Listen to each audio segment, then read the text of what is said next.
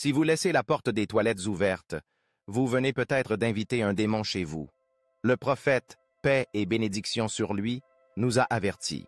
Certains gestes simples du quotidien ouvrent des portes invisibles aux djinns.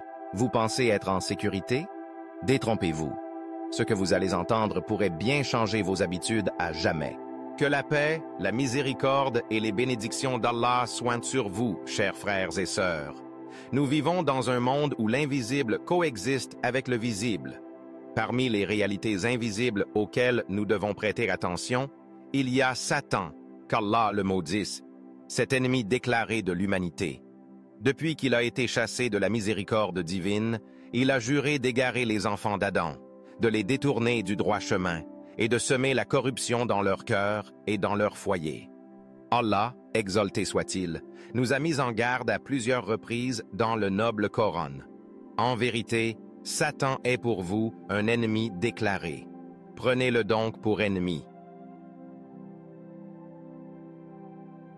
Sourate Fatir, verset 6. Cette mise en garde divine n'est pas symbolique. Elle est réelle, urgente et concerne chaque musulman et musulmane.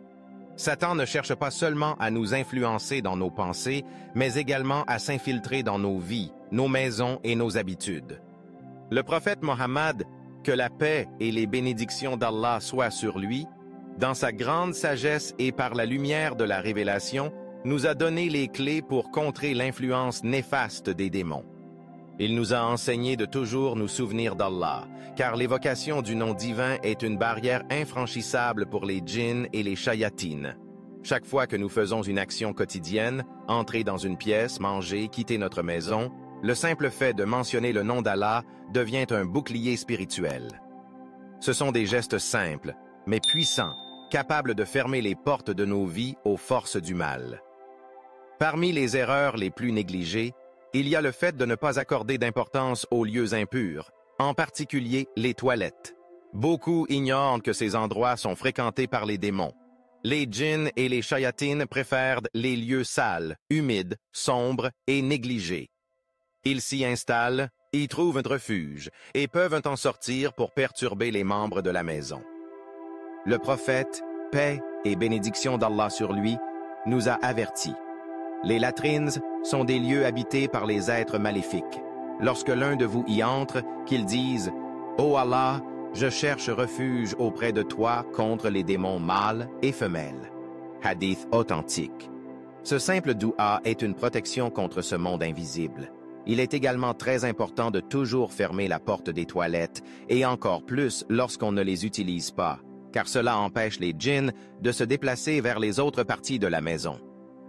Le messager d'Allah, paix sur lui, nous a enseigné que mentionner le nom d'Allah lors de nos gestes quotidiens forme une protection invisible mais puissante. Il a dit « Lorsque la nuit tombe, fermez les portes en mentionnant le nom d'Allah, car Satan ne peut ouvrir une porte fermée sur laquelle le nom d'Allah a été prononcé. » Rapporté par Al-Bukhari. Ce hadith nous révèle une vérité capitale. La parole d'Allah est un rempart.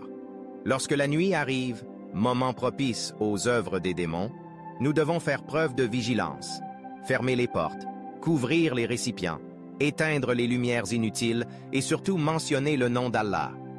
C'est dans ces petits actes que réside la baraka, la protection, la paix. Une maison où le nom d'Allah est constamment prononcé est une forteresse de lumière où les djinns n'ont aucun pouvoir. Une autre recommandation précieuse du prophète concerne le moment où l'on quitte son domicile. Combien de personnes sortent de chez elles chaque jour sans prononcer un mot, sans faire de doua, sans penser à Allah? Elles se livrent alors aux aléas du monde, exposées aux tentations, aux dangers et à l'influence de Satan. Mais voici ce que le prophète nous a dit.